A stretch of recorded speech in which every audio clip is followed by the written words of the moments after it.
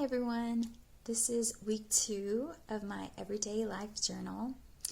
Today I wanted to talk to you about our perceptional set. Our textbook asks a question of how do our expectations, context, motivations, and emotions influence our perceptions? Well, first of all, our perceptions include our 5 senses. So that's touch, sense, smell, and taste. And it also involves the ability to detect changes in our body positions and movements. So we are constantly, using our perceptions when we interact with others. And a lot of times we have a tendency of just paying close attention to certain things, and then at times we kind of block other things, and this can be done all at once. For example, my kids, in the afternoons, they're just so anxious to tell me, about their day, and they'll, like here recently, it's their award ceremony, and for my older kids, I haven't been able to attend their award ceremony because they're still not allowing parents to go into the building. But, they'll say, oh, I got this award, and then they'll go on and, when they're telling me about their awards, I'm obviously paying attention and I'm praising them about that. But then they'll go on and say, oh, and so told me this and blah, blah, blah. And I'm just like, I automatically kind of just block that out without even, I'm staring right at them, but I just don't hear anything that they say. I mean, I hear they're saying things, but I just don't really get all of that, and it's really bad. I know. I try to work on that, and but if you think about it, they do it too. Whenever I tell them to do something, and they're like, "Wait, huh? I didn't hear you say that." So it happens. But so at the school that I work at, I work with pre-K kiddos, and at the end of the day, I get to spend my time with them. So there was the very first time that I went in with them, so I get them ready for the end of the day. So that's my job.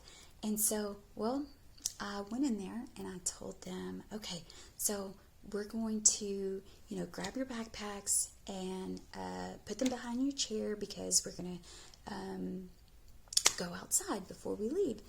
And, my mistake was to say that we were going to go outside after I had instructed them about what all we were going to do before we actually were going to go out, or going to go outside. And so, all they heard was outside, and they ran to line up and didn't do anything that I asked them to do. So then I thought, okay, what can I do to get them to follow my instructions, and so that it won't be chaotic and we don't waste 10 or 15 minutes to get everything done before we go outside. So I came up with first of all, instead of telling them the instructions all at once, I needed to tell them by steps. So, and also I printed off some cards that would represent these steps, and there were just 3 steps. It was to quietly grab your backpacks. So one card showed a kid being quiet and grabbing their backpack. The other card showed placing their backpack behind the chair. And then lastly, the last card showed them lining up, which was actually really good because we have, Hispanic kids there. So, they maybe don't understand the context that I've, said to them. So these picture representations help them to, they would visualize it and see that, okay, I've got to do what the picture is showing me. So that also helped them to build on their English language there.